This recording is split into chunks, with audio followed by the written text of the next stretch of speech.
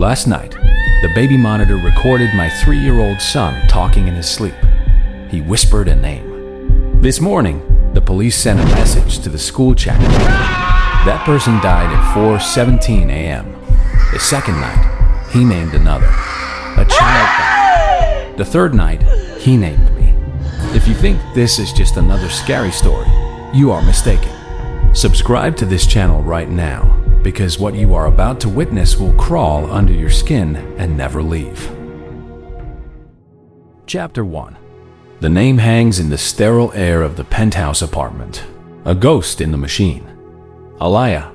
He said her name, his childish lisp twisting it into a death sentence. Aaliyah watches the silent recording on the tablet, her own reflection a ghostly mask over the image of her sleeping son.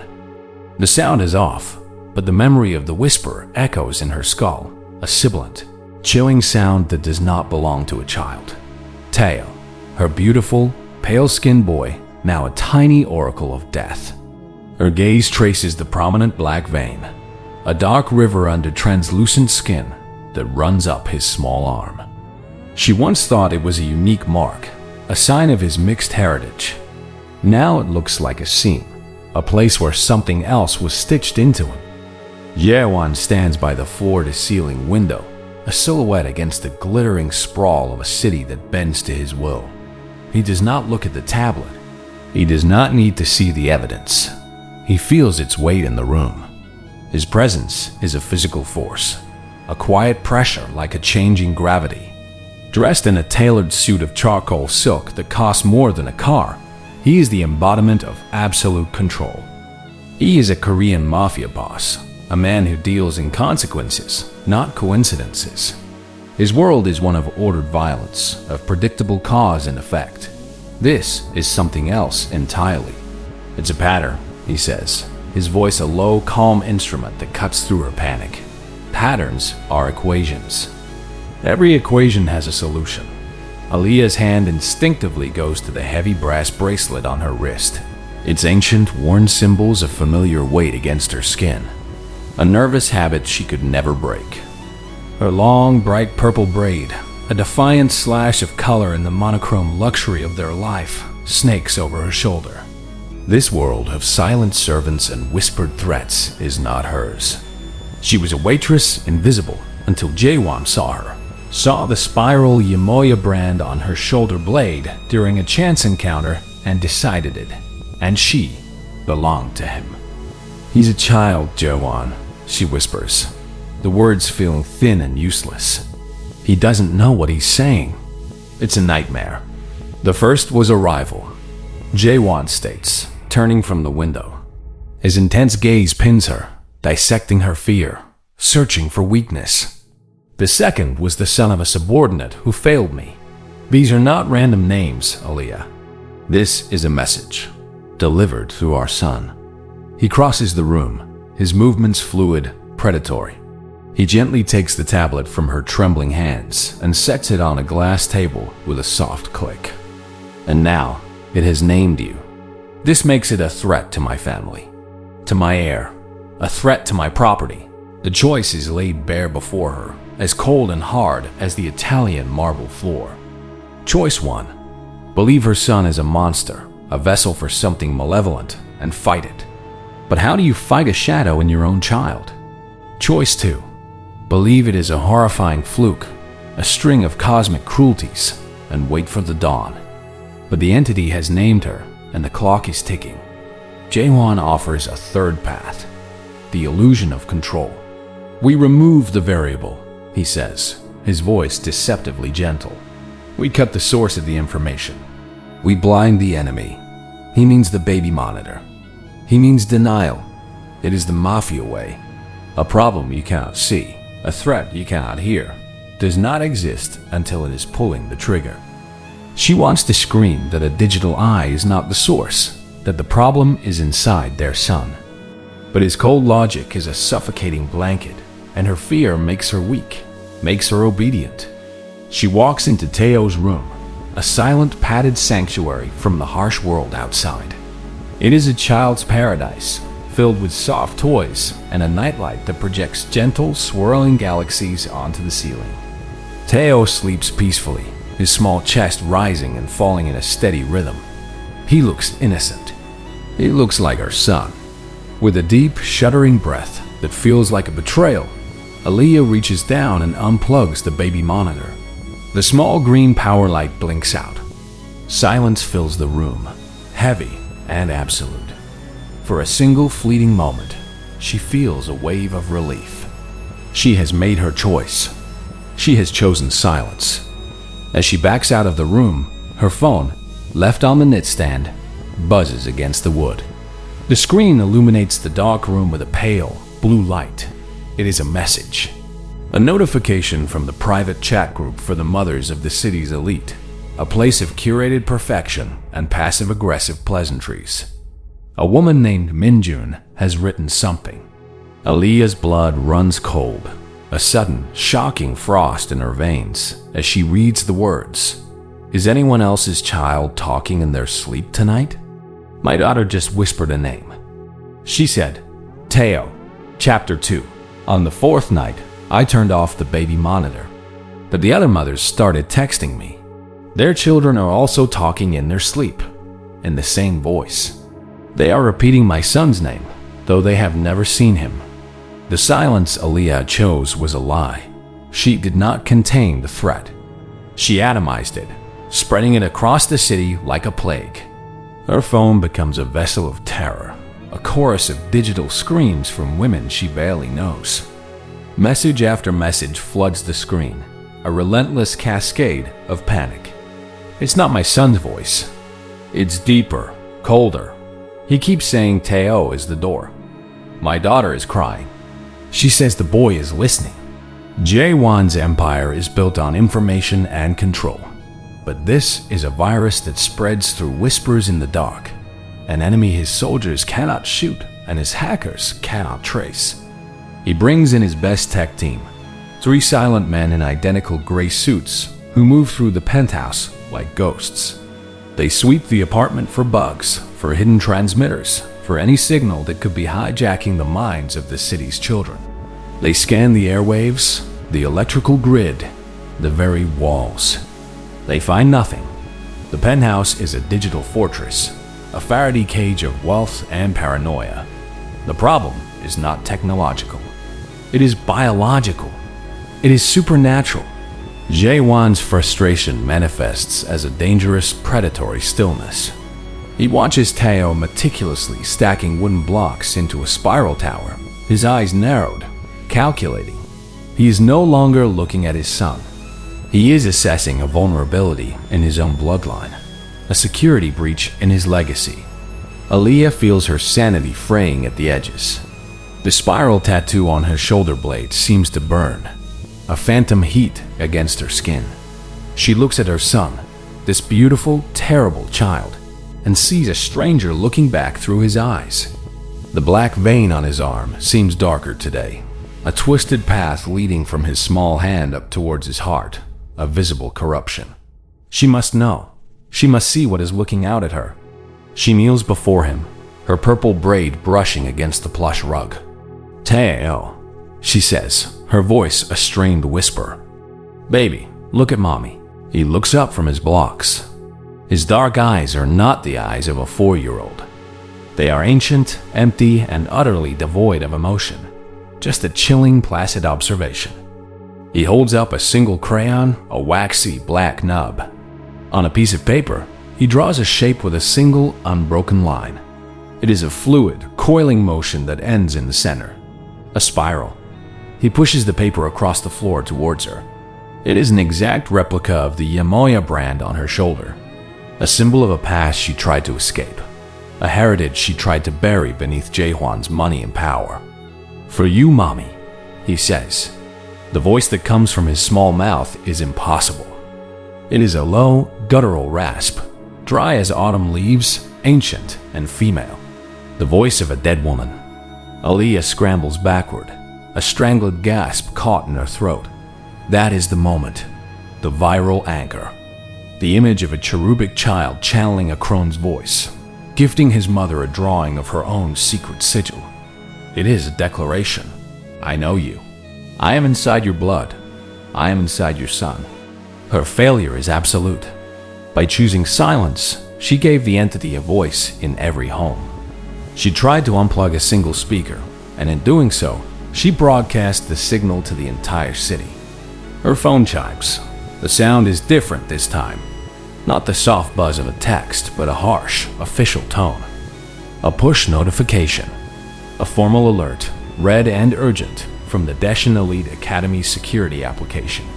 An app that connects all the powerful families. A digital panic button for their privileged world. The message is short, concise, and utterly insane. Security alert. Student Jae-Hwan has confessed to the murder of classmate Park Min-jun. Aaliyah stares at the screen, her mind a vortex of confusion and terror. Park Min-jun is the son of the first mother who texted her. But that is not the impossible part. The impossible part is that Teo has never set foot in that school. He's not even enrolled. And the alert says the murder will happen in 2 hours. Chapter 3.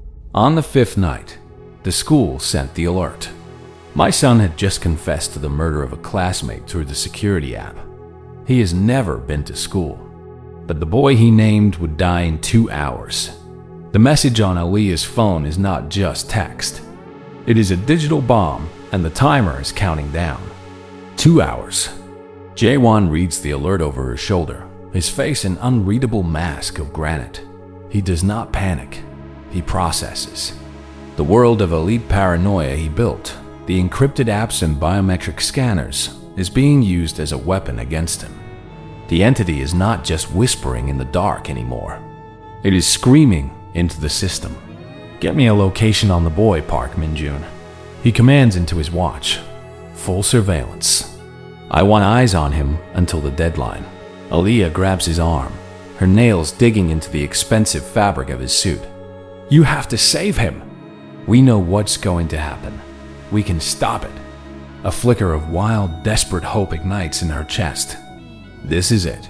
A chance to fight back, to prove this is a curse that can be broken.